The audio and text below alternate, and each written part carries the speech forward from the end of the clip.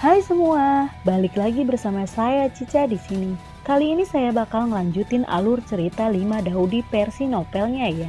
Dan semoga kalian suka. Oke, tanpa banyak basa-basi, yuk kita simak alur ceritanya.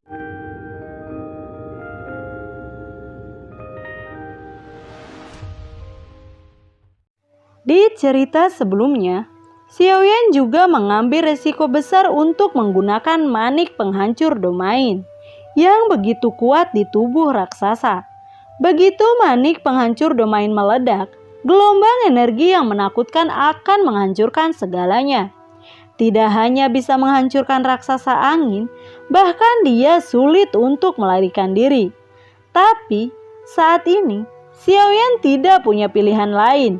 Dengan keras, bola merah di tangannya terbang keluar seperti meteor. Xiaoyan dengan cepat membuka langit dan bumi batin, lalu terbang masuk. Puar, puar, puam, puam. Begitu Xiaoyan menutup dunia batin, suara keras bergema dari pusat raksasa.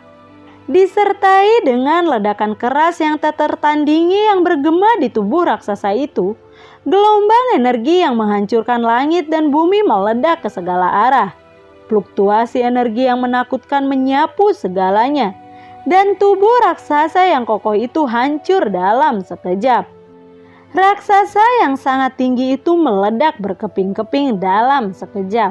Bahkan, meskipun Xiaoyan bersembunyi di dunia batin, dia merasakan langit dan bumi batin bergetar hebat. Bisa dibayangkan betapa kuatnya kekuatan itu. Xiaoyan tahu bahwa bersembunyi di dunia batin terlalu lama tidak akan pernah lulus dari ujian ketiga. Selain itu, Tiewei dan Xiaoya masih bertarung di luar. Xiaoyan mengkhawatirkan keselamatan Tiewei dan Xiaoya dan segera membuka dunia batin dan terbang keluar. Pada saat ini, aliran energi di langit telah banyak melemah. Tetapi pemandangan yang tiba-tiba muncul di depannya membuatnya merasa sedikit terkejut. Seluruh lembah secara bertahap ditelan oleh magma merah yang menyembur keluar dan menjadi lautan magma. Tiewei dan Xiaoya berdiri di atas magma, tetapi situasi mereka tidak baik.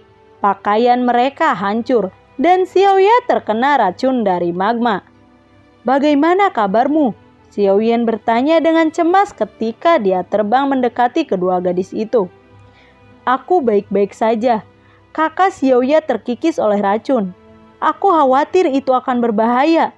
Kamu harus mencari tempat untuk membantunya mengeluarkan racun api dari tubuhnya.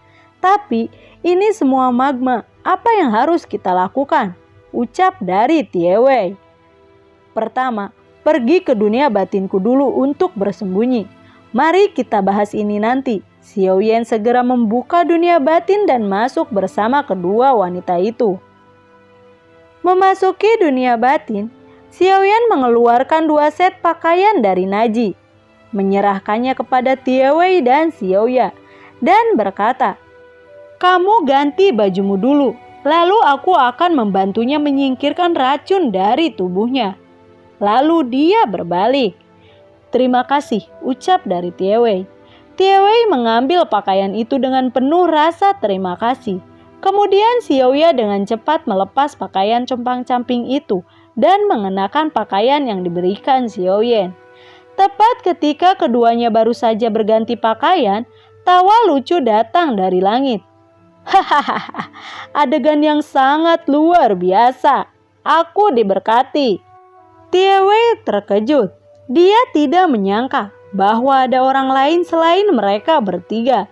Dia segera mengikuti sumber suara dan melihat monster setengah manusia setengah naga di pohon kuno yang tinggi.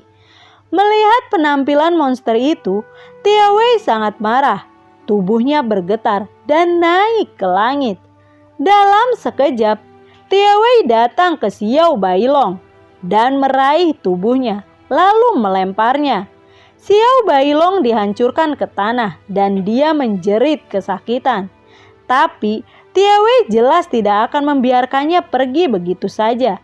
Sebelum Xiao Bailong bangkit, Tie Wei menendangnya, menginjak Xiao Bailong, menyebabkan Xiao Bailong berteriak lagi dan lagi. "Baiklah, jangan membuat masalah. Kita masih harus mengobati Xiaoya dulu," ucap dari Xiaoyan. Mendengar ini, Tie Wei melepaskan Xiao Bailong, datang ke sisi Xiaoya dan bertanya, "Bagaimana kita menyelamatkan Xiaoya?" Xiaoyan lalu berkata, racun api yang dia terima tidak terlalu serius dan bisa dipaksa keluar dari tubuhnya. Xiaoyan lalu mengeluarkan pil dan memasukkan ke dalam mulut Xiaoya, lalu duduk bersila di belakang Xiaoya. Dengan kedua tangan menempel di punggung Xiaoya, jejak api aneh diarahkan ke tubuh Xiaoya di sepanjang telapak tangan Xiaoyan. Dan api aneh itu masuk ke tubuh Xiaoya dan mulai mengeluarkan racun api dari tubuhnya. Sedikit demi sedikit, racun api di tubuh Xiaoya telah dihilangkan dan wajah Xiaoya berangsur-angsur kembali normal. Melihat Xiaoya aman dan sehat, Xiaoyan perlahan menarik api abnormal di tubuhnya, lalu menarik kedua telapak tangannya dan berdiri. Xiaoyan lalu bertanya, "Tie Wei, kamu telah berpartisipasi dalam tes semacam itu sekali. Kamu dapat memberitahu kami secara khusus tentang situasi yang mungkin dihadapi dalam tes ketiga, dan kami juga siap untuk itu." Tie Wei mengangguk dan menjawab, "Baiklah, pertama, lingkungan tes ketiga ini sangat istimewa. Ini adalah ilusi yang dibuat oleh seorang ahli. Dalam ilusi ini, kita tidak dapat memusuhi Akademi Shengnan. Jika tidak, kita akan selalu terjebak dalam ilusi ini dan tidak bisa keluar. Perguruan tinggi Shengnan mengejar ilusi ini, dan ujian ketiga ini bukanlah ujian bagi siswa baru, karena ini adalah bagian alami dari perguruan tinggi Shengnan. Penghalang itu mencegah banyak orang dengan niat buruk memasuki Akademi Shengnan. Namun, ilusi ujian ketiga ini hanya akan berguna bagi mereka yang memasuki Akademi Shengnan untuk pertama kalinya. Setelah kita lulus ujian ketiga, kita dapat dengan bebas masuk dan keluar dari Akademi Shengnan, dan ilusi ini tidak akan bekerja lagi untuk kita. Poin kedua adalah ilusi ini akan memiliki angin, hujan, guntur, listrik, emas, kayu, air, api, bumi, dan ilusi lainnya dengan berbagai atribut. Kita telah melewati ilusi angin sebelumnya, dan apa yang kita hadapi sekarang adalah ilusi api. Dalam ilusi ini, emas, api, guntur, dan air digunakan. 4 ilusi atribut adalah yang paling sulit untuk dijerat. Terakhir kali aku gagal dalam ilusi atribut api. Aku hanya tidak berharap untuk memasuki ilusi api begitu cepat kali ini. Api, ini tidak bisa menggangguku. Xiaoyan tersenyum percaya diri. Jangan meremehkan ilusi atribut api ini. Api di sini bukan api biasa dan sangat sulit untuk dijerat.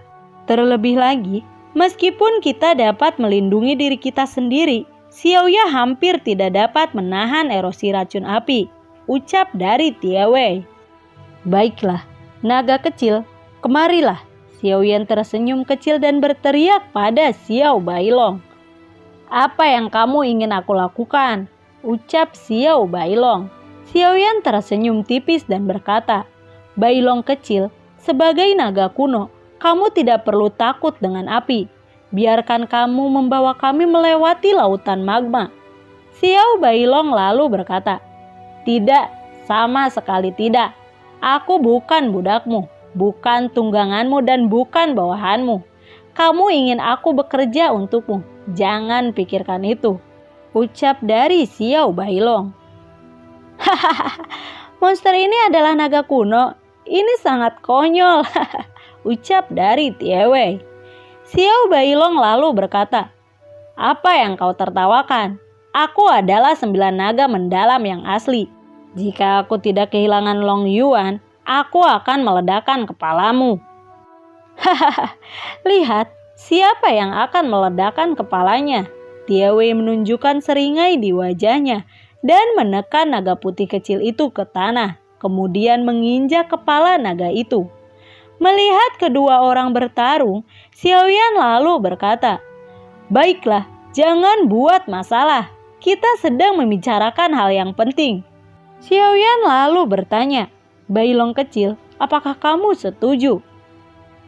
Naga kecil, "Cepatlah setuju. Kalau tidak, aku akan menghajarmu lagi sampai kamu setuju." Sebelum Xiao Bailong sempat menjawab, Tiawei menjawab terlebih dahulu. "Aku lebih baik mati," ucap dari Xiao Bailong. "Jika kamu bisa membantuku kali ini, aku bisa membiarkanmu minum seteguk air mata Yuanling." Xiaoyan tersenyum. "Hah, hanya seteguk." "Baiklah, 2 teguk," ucap dari Xiaoyan. "Tidak." "Baiklah, karena kamu tidak ingin meminum mata air Yuanling, lupakan saja." Xiaoyan menggelengkan kepalanya tanpa daya, lalu membawa Tiawei dan Xiaoya pergi. Melihat Xiaoyan hendak pergi, Xiao Bailong langsung berteriak, "Tunggu! Bagaimana kalau 3? "Baiklah, deal." Xiaoyan langsung setuju.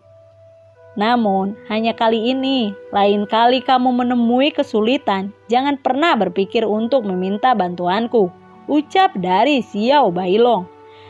"Semuanya tergantung padamu," ucap dari Xiaoyan.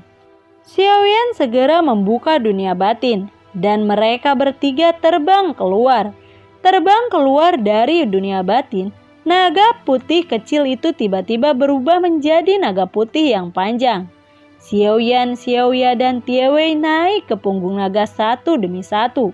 Dengan gerakan hati Xiaoyan, api hijau merah menyembur keluar, menyelimuti Xiao Bailong. Dengan perlindungan api yang berbeda, 3 orang di punggung naga tiba-tiba tidak bisa merasakan napas panas. "Area laut magma ini sangat berbahaya. Kita harus berhati-hati," ucap Tiawei. "Ayo berangkat sekarang." Xiaoyan mengangguk. Lalu mereka bertiga bergegas ke kejauhan seperti kilat. Ini adalah lautan magma yang tak berujung, penuh dengan magma merah. Angin laut dengan napas panas yang tak tertandingi terus tertiup. Di langit, di atas laut magma, seekor naga putih kecil yang membawa seorang pria dan 2 wanita berpacu ke kejauhan. Duar, buam! Tiba-tiba ada ledakan di udara, dan pilar magma yang tak terhitung jumlahnya melonjak ke langit terus-menerus, bergegas menuju Xiaoyan dan yang lainnya. "Hati-hati," ucap Xiaoya. Naga putih kecil itu dengan cepat bergerak di antara kolam magma, dan gelombang magma terus menerkam. Lautan magma ini tampak tak berujung. Meskipun naga putih kecil itu sangat cepat, dia masih belum melihat ujungnya. Setelah terbang untuk waktu yang lama, "Tiawei, bagaimana ilusi atribut api ini bisa dilewati?" Xiaoyan bertanya pada Tiawei. "Aku tidak bisa melewati ilusi atribut api ini terakhir kali. Jadi, aku tidak tahu bagaimana cara melewatinya," ucap Tiawei. "Lihat, apa itu?" Xiaoyan tiba-tiba berteriak pelan. Mendengar teriakan Xiaoyan, Tiawei dan Xiaoya segera melihat ke kejauhan dan melihat ada daratan yang sangat luas di kejauhan. Mereka semua bergegas menuju daratan. Gelombang magma panas naik ke langit satu persatu, memblokir jalan Xiao Bailong. Saat ombak bergelombang, naga api besar perlahan naik dari permukaan magma. Melihat naga api yang muncul tiba-tiba, mereka semua terkejut dan hampir jatuh. "Naga kecil, jangan takut. Naga api ini sepertinya tidak begitu kuat," ucap dari Xiaoyan. Naga api besar menelan ke arah mereka dengan gelombang api besar. Xiao Bailong segera berteriak, "Lihatlah dan melarikan diri." Naga putih kecil itu meningkatkan kecepatannya hingga ekstrim dan berlari ke depan dengan putus asa. Namun, kecepatan naga api juga menakutkan. Jarak antara keduanya semakin dekat. Menghindar bukanlah jawaban. Jika hanya menghindar, maka kita tidak akan pernah bisa melewati lautan magma ini. Tapi, naga api ini terlalu kuat. Apa yang harus kita lakukan? Tiewei berkata dengan cemas. Xiaoyan lalu berkata, naga kecil, jangan lari, berhenti. Saat naga putih kecil berhenti, naga api besar segera mengejar, membawa api yang kuat dan menyemburkannya ke arah Xiaoyan dan yang lainnya. Xiaoyan terbang keluar dari punggung naga. Pada saat ini, permukaan tubuhnya juga dikelilingi oleh api. Tampak seperti orang yang terbakar. Dia mengepalkan tangan kanannya dan melancarkan pukulan. Kekuatan yang tak tertandingi seperti lautan yang mengamuk tiba-tiba meledak. Puar, puam, puar. Energi yang tak tertandingi membombardir tubuh naga api. Suhu yang mengerikan menyebabkan ruang di sekitarnya menjadi terdistorsi. Satu orang dan satu naga bertarung sengit di atas lautan magma. Di atas langit, api memenuhi langit dan seluruh langit benar-benar ditelan oleh api yang mengamuk. Dengan keras, Xiaoyan memukul tubuh naga api dengan pukulan lain, meledakkan tubuh naga api dari lubang besar. Xiaoyan membuat keputusan berani dan terbang ke lubang besar. Kemudian, tinjunya meledak. Di bawah pengeboman konstan, lubang besar secara bertahap meluap. Di bawah pengeboman yang begitu sengit, naga api secara bertahap tidak dapat menahannya. Xiaoyan tidak tahu berapa banyak pengeboman. Naga api akhirnya meledak berkeping-keping dengan ledakan keras dan kemudian perlahan-lahan dimusnahkan dalam kehampaan. Saat naga api itu musnah, energi pertempuran Xiaoyan hampir habis dan tubuhnya bergetar dan dia akan jatuh dari langit. Xiao Bailong dengan cepat terbang ke depan dan menangkap Xiaoyan. Kemudian, tubuhnya berubah menjadi kilatan petir dan terbang menuju benua yang jauh. Meskipun benua itu terlihat sangat jauh, tetapi dengan kecepatan mengerikan naga putih kecil itu, ia telah mencapai daratan dalam sekejap. Berdiri di sebidang tanah, semua orang akhirnya menghela napas lega. Ilusi atribut api ini akhirnya berlalu. Setelah pertempuran dengan naga api, Xiaoyan menghabiskan terlalu banyak energi dan sekarang dia sangat lemah. Jadi, semua orang memutuskan untuk beristirahat di tempat untuk sementara waktu sebelum melanjutkan perjalanan. Segera mereka bertiga duduk di tempat dan mulai berkultivasi. Dan Xiao Bailong bersembunyi di dunia batin Xiaoyan lagi. Pada saat tertentu, mereka bertiga perlahan membuka mata dari latihan. Setelah lama berkultivasi, energi pertempuran internal Xiaoyan hampir penuh. Ketiganya memutuskan untuk melanjutkan perjalanan. Ketika mereka bertiga hendak terbang, mereka terkejut, menyadari bahwa mereka telah kehilangan kemampuan untuk terbang. Dan sekarang mereka hanya bisa berjalan kaki dalam ilusi ini. Mereka bertiga berjalan perlahan menuju kedalaman benua. Dan mereka secara bertahap menjauh dari laut magma. Setelah beberapa lama berjalan, mereka menemukan hamparan pasir kuning yang tak berujung. Melihat pasir kuning yang tak berujung ini, Xiaoyan lalu berkata, "Kita mungkin telah memasuki ilusi atribut bumi." Xiaoya dan Tiewei menganggukkan kepala mereka secara bersamaan, lalu berjalan menuju tanah berpasir kuning dengan waspada. Tepat ketika mereka bertiga melonggarkan kewaspadaan mereka, pasir kuning tiba-tiba bergetar sedikit. Mereka bertiga terkejut melihat bahwa seluruh pasir kuning bergelombang seperti lautan. Saat pasir kuning menggeliat, seekor anjing hutan perlahan naik dari pasir kuning. Dan kemudian 2 kepala, 3 kepala, 4 kepala, 5 kepala satu persatu muncul. Dalam waktu singkat, Anjing hutan yang tak terhitung jumlahnya merangkak keluar dari pasir kuning.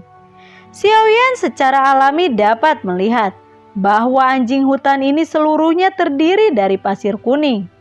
Jumlah anjing hutan terlalu menakutkan. Xiaoyan dan yang lainnya dalam masalah. Anjing hutan meraung bersama, mengguncang langit, memekakan telinga. "Pergi!" Xiaoyan berteriak dingin. Dan pada saat yang sama bergegas ke kawanan anjing hutan bersama Xiaoya dan Tiewei. Kekuatan yang mendominasi terus-menerus meledak. Setiap kali pukulan diledakkan, itu pasti akan meledakkan anjing hutan.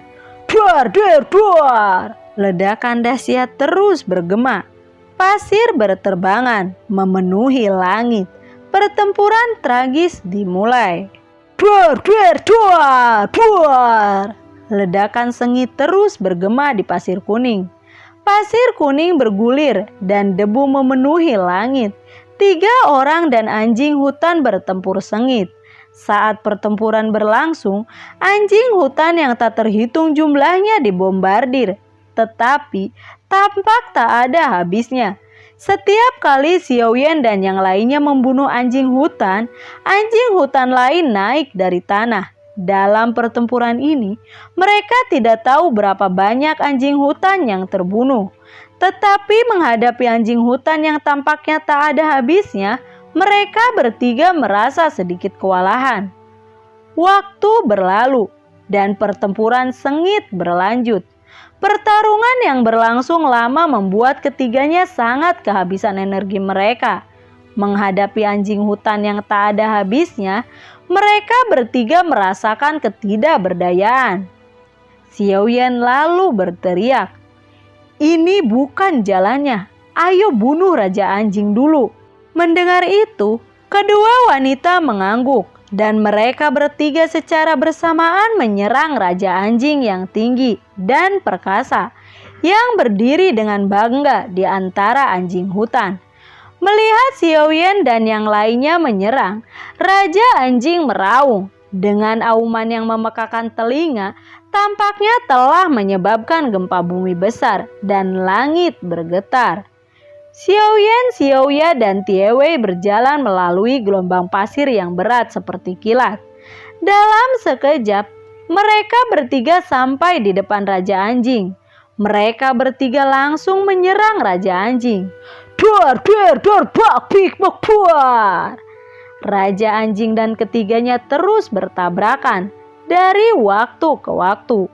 Suara keras seperti gempa bumi meletus di pasir kuning yang luas. Raja Anjing hutan benar-benar kuat.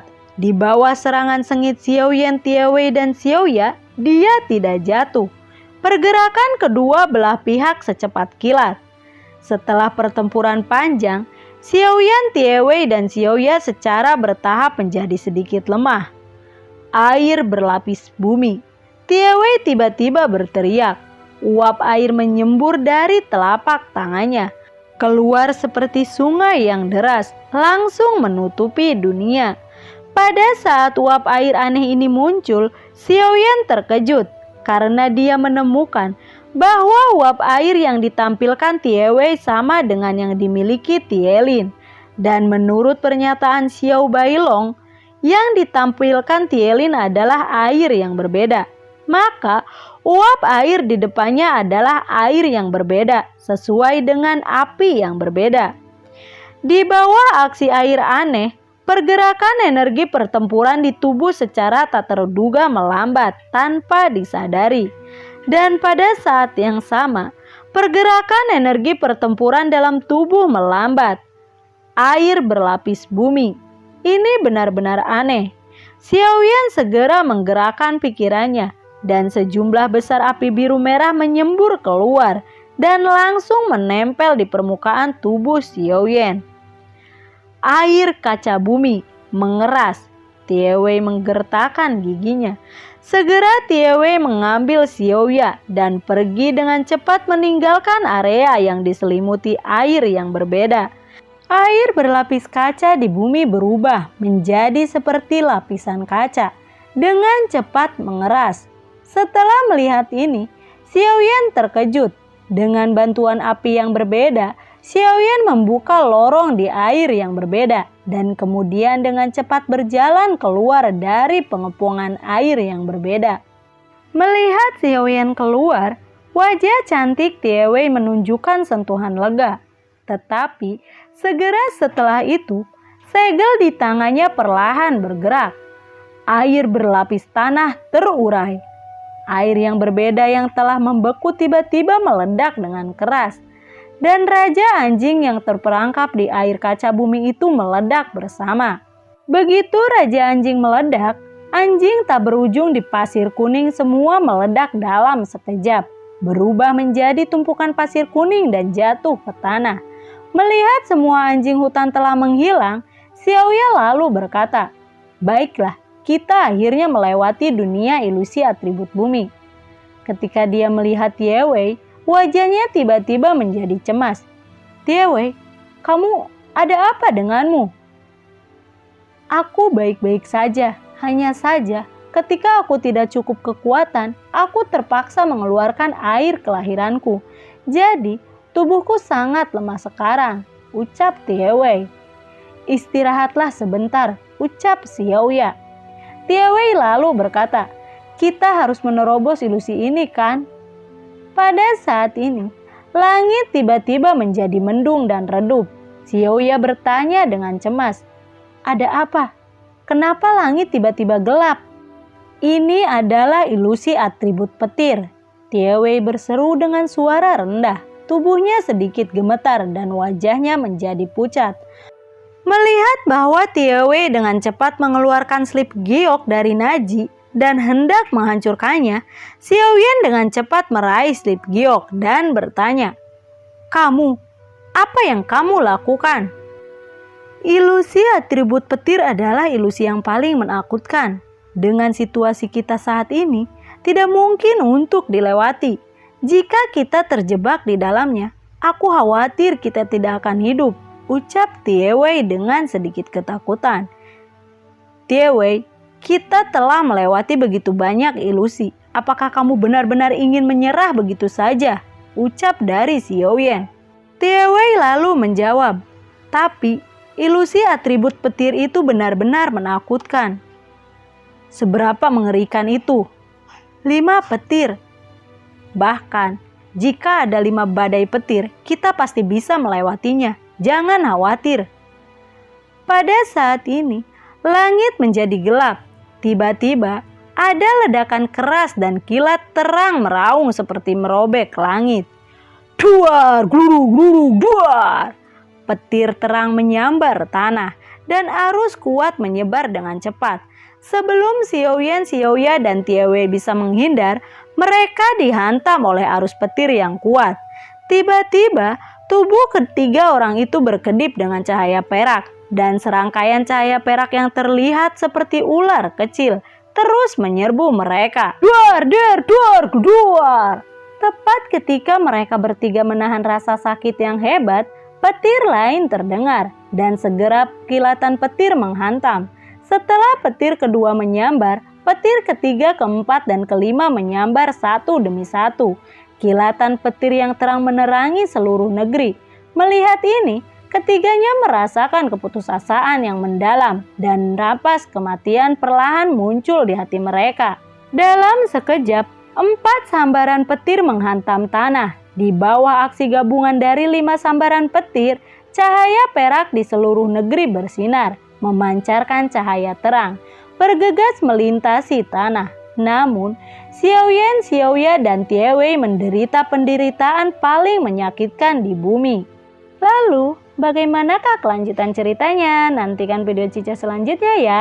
Bagi kalian yang suka akan alur cerita yang Cica bawain, kalian bisa like, komen, share ke teman-teman kalian ya. Cica ucapin terima kasih juga buat kalian yang sudah mensupport Cica lewat link Saweria di bawah kolom deskripsi. Dan semoga sehat selalu ya buat kalian. Cica mohon pamit dan assalamualaikum. Dadah.